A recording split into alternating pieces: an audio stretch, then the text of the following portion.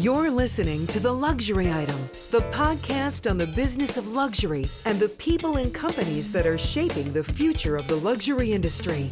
Here's your host, Scott Kerr. The yachting industry experienced record yacht sales in 2021, reporting a 71% surge in sales, according to Boat International. Last year's sales figures were the highest ever since records began. In the U.S. alone, there were 415,000 first-time boat buyers recorded in 2021. The boom is fueled by an increased desire to enjoy time on the water, with the world's wealthiest realizing the benefits of a superyacht.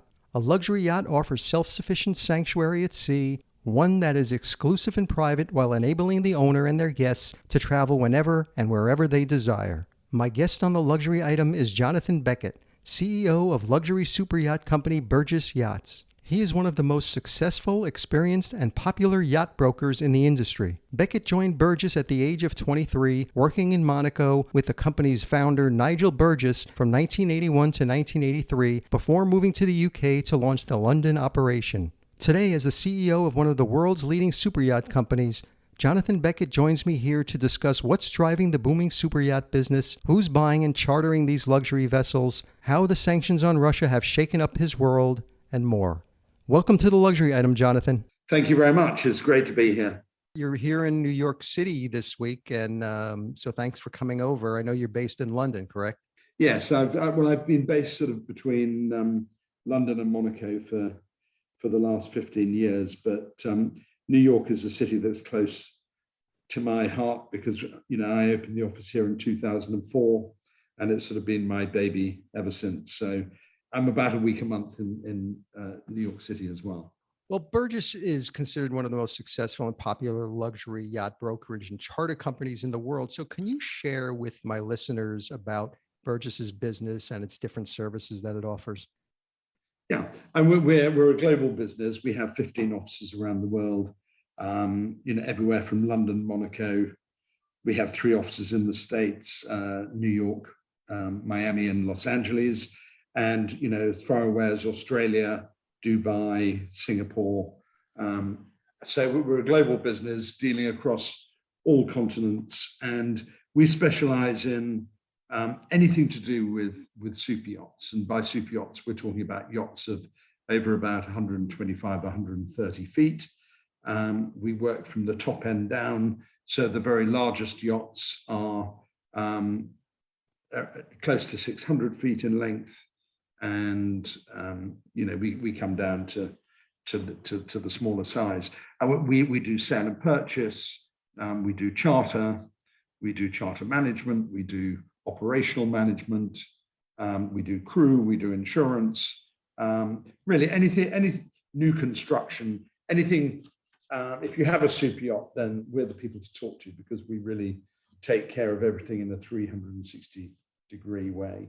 And how much of your business is charter versus just pure yacht sales? Charter is about 25% of our business.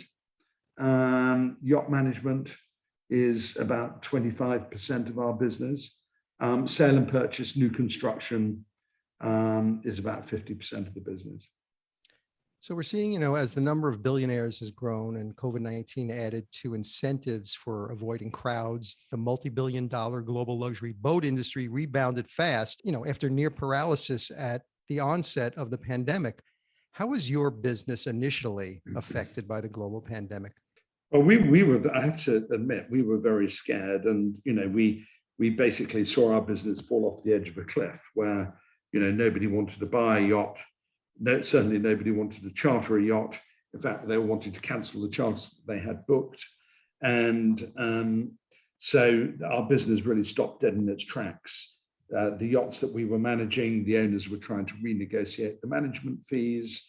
And so we took a long, hard look at the business, and we decided that we were going to do, a big restructuring, which has stood us in very good stead.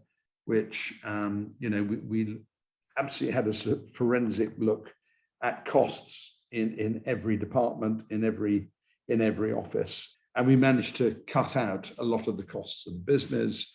We sadly had to let about 20 people go during that time, which is not our proudest moment. But, we looked at everything from travel to advertising, boat shows, right down to, the fruit and biscuits we were buying for staff.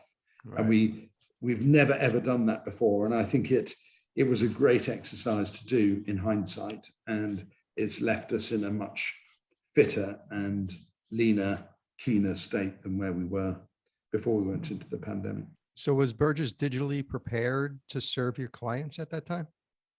Well, that was a very interesting, moment. We had these sort of video calls every day, really, and I issued a weekly sort of note to the whole company, basically saying, please don't try and sell any of our clients anything at the moment. Don't try and sell them a yacht. Don't try and sell them a charter, but please do stay in touch with them. And there's a real art in staying in touch with your client and saying, look, I'm phoning up. I'm not calling to try and sell you anything. I just want to know how you are. How's your family? This is our experience. What's your experience? And, we care about you. And I'm sure the pandemic will pass one day.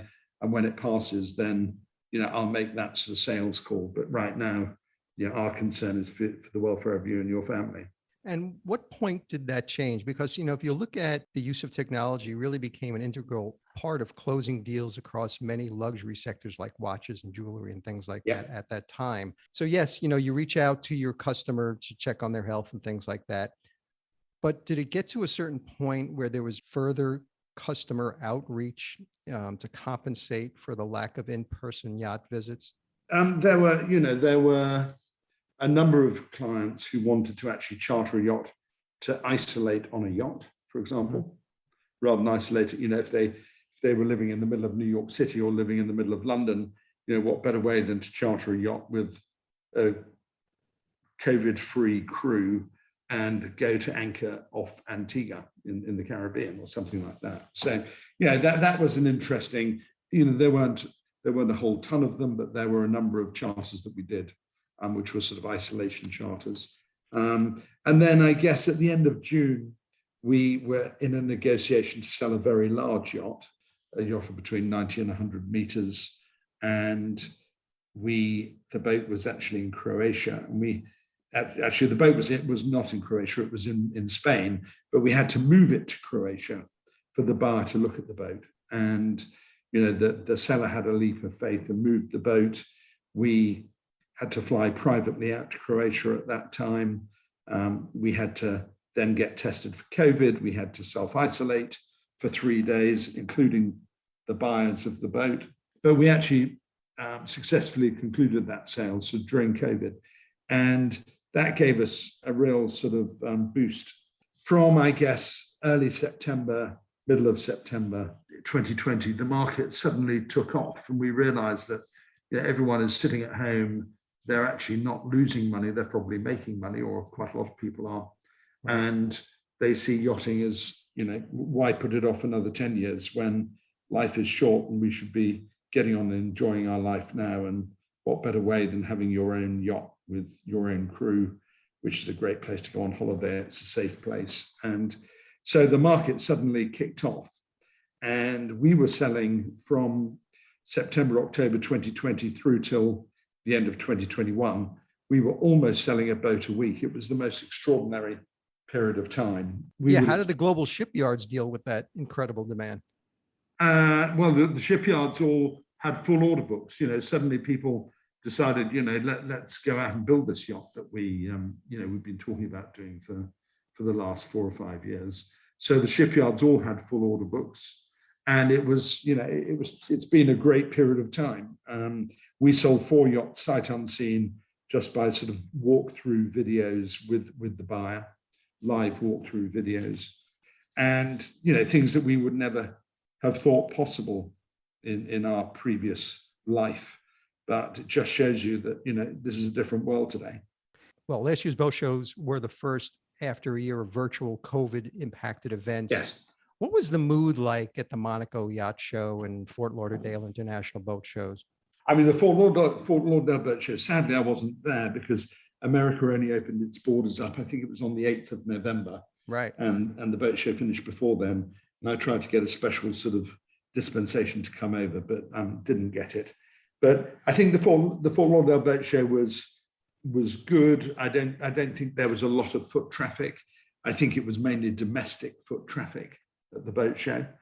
But then the Monaco Yacht Show last year was a very good show for us. There was probably 30 to 35% less footfall at the show, which was actually a good thing. I think anybody who came to the boat show last year came with some sort of interest or intent to do something, as opposed to people just thinking, well, I'll fly down to Monaco for the day and go and look at some boats just because I like boats.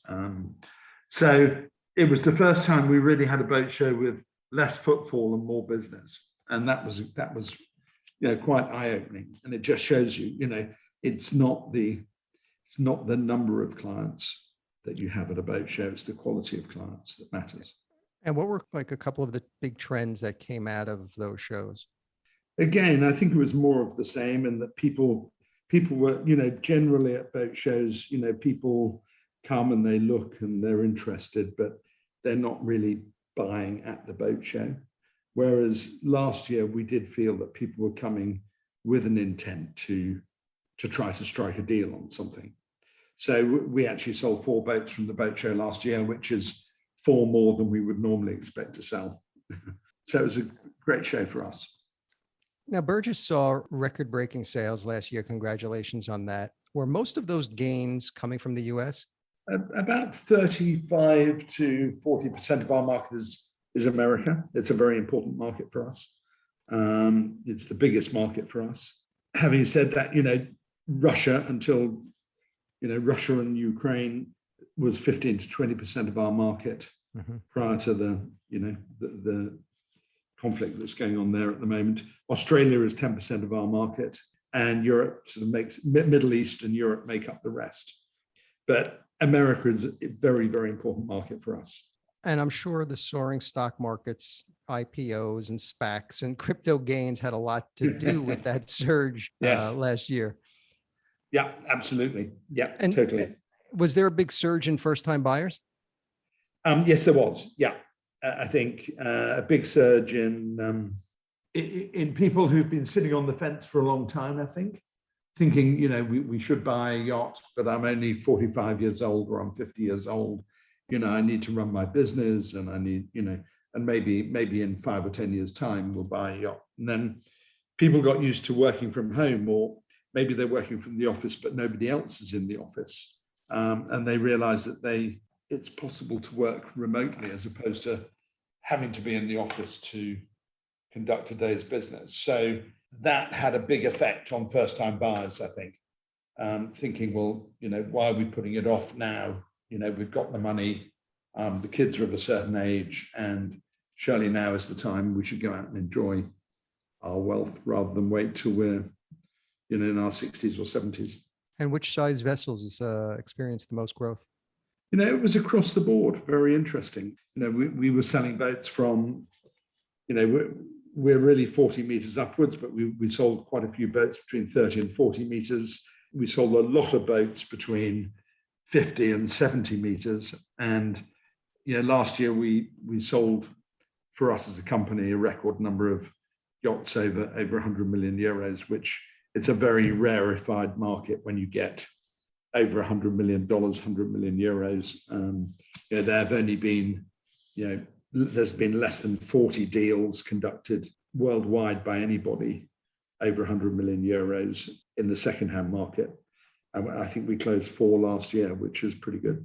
Yacht designers were saying there was an uptick in new owners looking to make their yachts more efficient, asking about the latest innovations in fuel efficiency and in wastewater treatment systems, which can reduce the volume of waste over long passages, and more focused on fast connectivity and solid Wi-Fi so owners can work remotely and more reliably. Are you seeing more buyers with those type of requests? Yes, we are. I think everybody is very conscious about the environment these days, and everybody wants to be environmentally friendly. They want to be greener. They want to have their yacht, but they want to make sure that it is as efficient as possible and as environmentally friendly as possible. So all those things really matter. And we have a big new construction department here at Burgess with a team of naval architects and engineers and project managers. And, when we're designing these very large new yachts, efficiency and the environment is very much at the forefront of all the discussions that we're having. And what are some of the more in-demand amenities that super yacht buyers are looking for these days? In terms of amenities, I think, the beach club is the new thing. It used to be the top deck. It used to be communication, and then it was sort of, what water sports toys do you carry? But right now, it's all about the beach club, which is at the back end of the vessel, and how big is the beach club, and how practical is it? And people live down there. It's very interesting. Top decks seem to have, been passed by, and it's now all about the back end of the boat. And Burgess revealed in a recent article that about 65% of your target market make their wealth through self-made means, 24% through a combination of inheritance and self-made means, and only about 11% of its target audience making their wealth from inheritance. I would imagine many of these self-made ultra high net worth customers are probably younger potential super yacht clients who have made their money in either crypto or tech. Do you usually pair up younger brokers with the next generation of yacht owners? Well, it's interesting. So, our business it is about yachts, but it's much more about relationships with clients than it is about the yacht itself. I mean, you always, if you get on an aeroplane, you expect the pilot to be able to fly the plane. And I think in our business, if you're a yacht broker, then you expect the yacht broker to know his business and be able to conduct a transaction. But it's more about, the relationship with the client and getting the client's trust. And, we're very much at Burgess in the long game as opposed to the short game. And it's about selling, our clients the right boat at the right price as opposed to the wrong boat at the wrong price. And it's not about one deal, it's about the long-term relationship.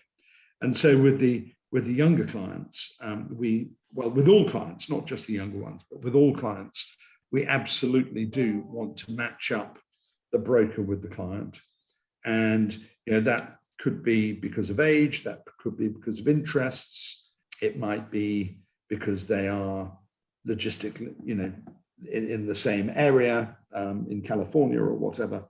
But it's very, very important that you try to strike a good balance with the relationship between the client and the broker, and that is all important. And if you feel that it's not quite right, and sometimes we have that, where we're managing a boat or we have a boat for charter, and the client is just a little bit uneasy about the person who's handling it, we would swap them out straight away because we've learned the hard way that if someone has a few doubts, then we're better off to. And do younger super yacht buyers have different requirements?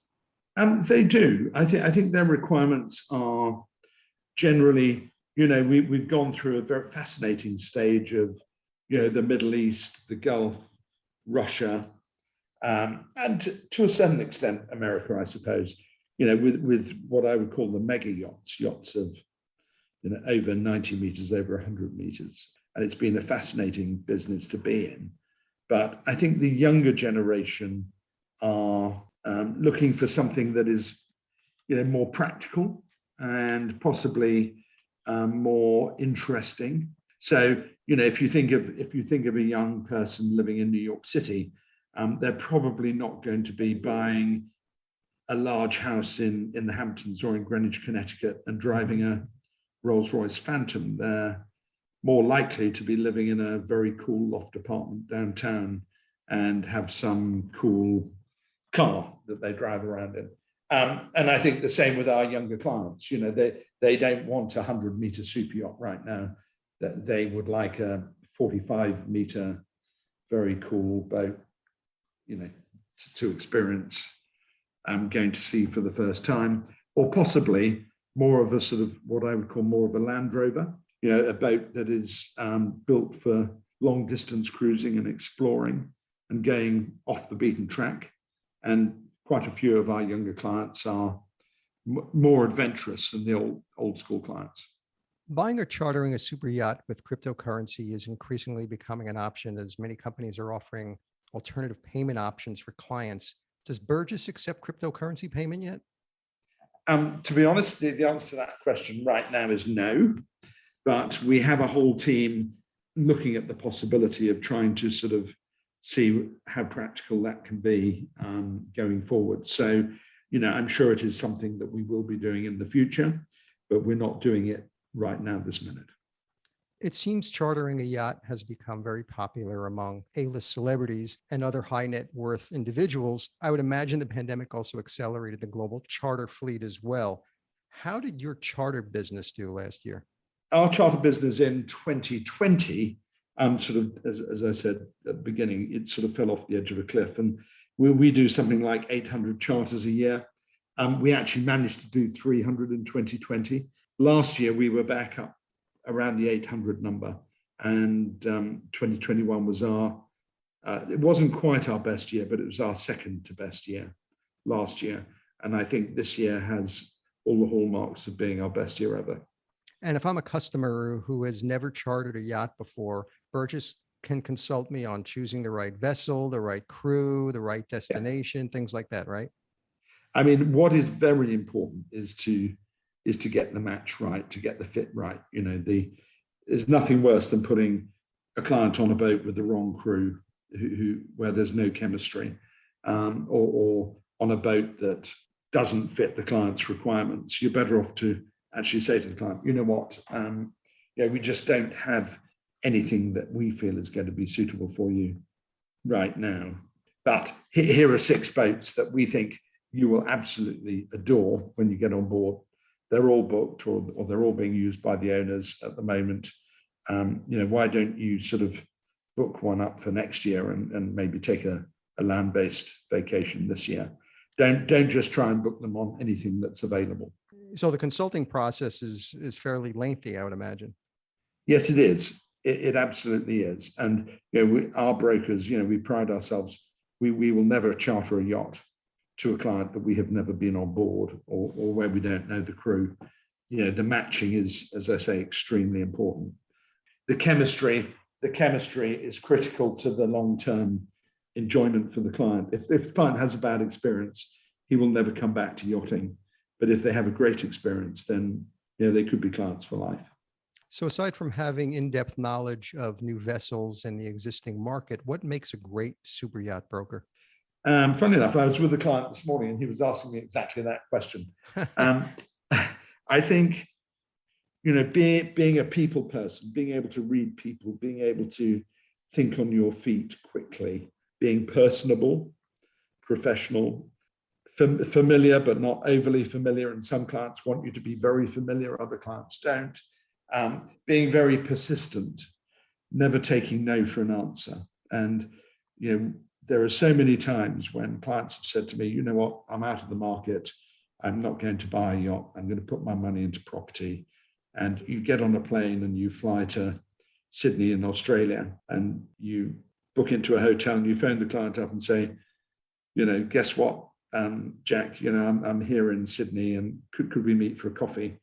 And you meet for a coffee and you end up selling them a boat. Never take no for an answer. And you've got to be very tenacious. You've got to be very streetwise and very hardworking. How important is it for them to know things like crew management, engineering, maritime law, things like that? I think it's very important to have a good grounding on all of those things. We have at Burgess, we have different departments specializing in crew, specializing in yacht management. We have an insurance division, and it's impossible to know everything about everything.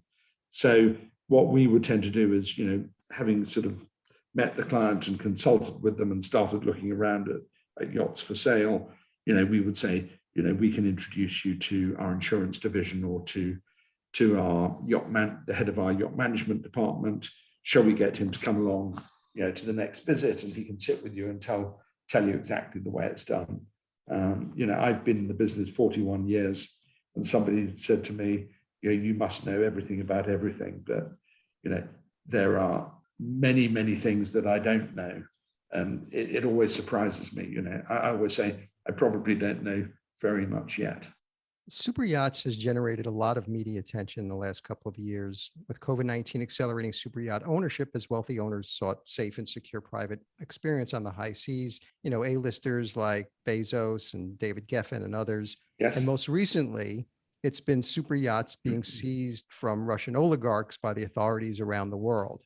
Russia, which supposedly makes up 9% of the total superyacht market, has been abruptly sidelined by the West's unprecedented economic sanctions over the invasion of Ukraine. How has this impacted your business? Well, 15 to 20% of our business has been Russian business. So it has had an impact on our business. We manage yachts for Russians. We charter yachts to Russians. We charter yachts owned by Russians to Americans or Australians, Europeans. So to answer your question, it's had an effect on our business, but we're managing our way through it carefully. We have always, as a business, tried to do things absolutely by the book.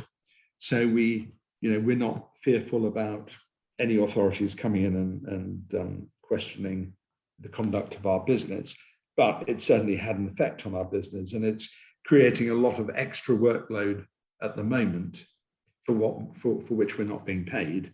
As an example of that, we've got a lot of Russian charter bookings, and those people have paid 50% deposits to charter these boats, right, which are owned by Americans or Europeans, but they can't pay the other 50%.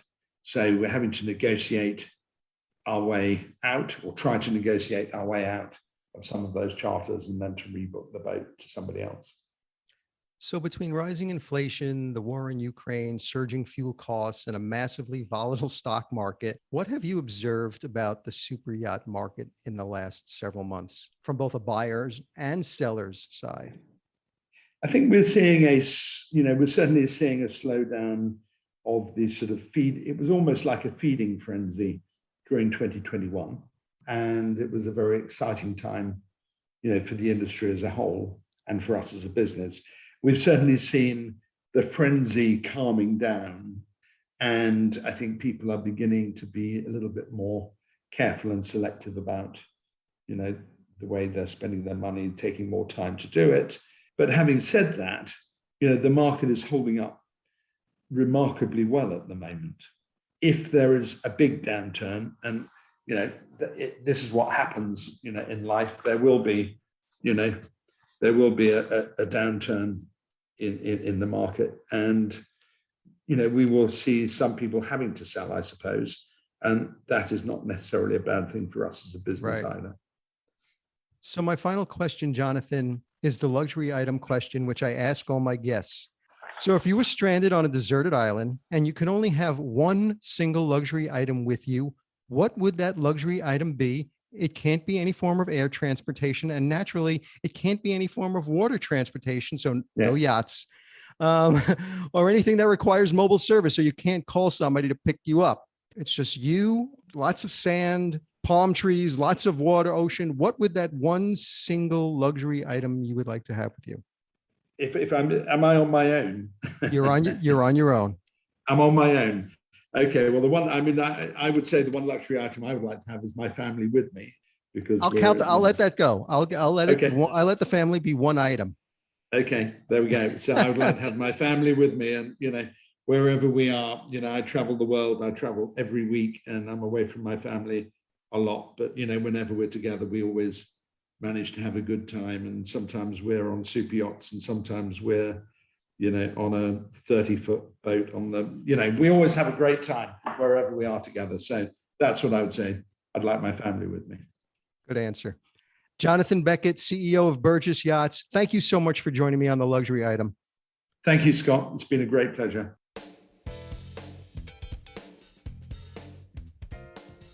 That's it for this episode of the Luxury Item Podcast. Thank you so much for listening. If you found this useful and entertaining, I would be really grateful if you can share it with a friend or colleague. I would love it if you subscribe so you never miss an episode. And while you're there, be sure to rate and review us on Apple Podcasts. It really helps other listeners find us. The Luxury Item Podcast is a production of Silvertone Consulting. I'm your host, Scott Kerr.